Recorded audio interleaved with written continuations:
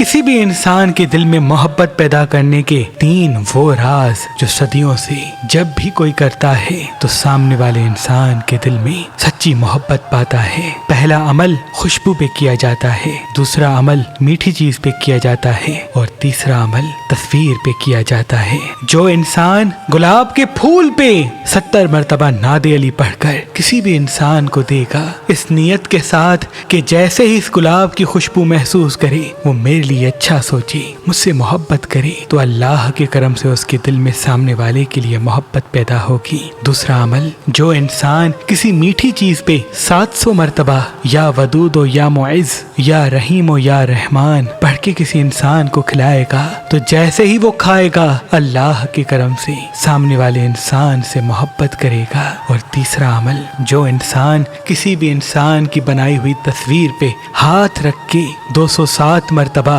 या वदूद या मुइज़ या रहीम या रहमान पढ़ेगा और ये दुआ मांगेगा कि ऐ अल्लाह इस इंसान के दिल में मेरे लिए इज्जत और मोहब्बत पैदा कर, तो अल्लाह के करम से उस सामने वाले इंसान के दिल में अल्लाह उस इंसान के लिए मोहब्बत पैदा कर देगा।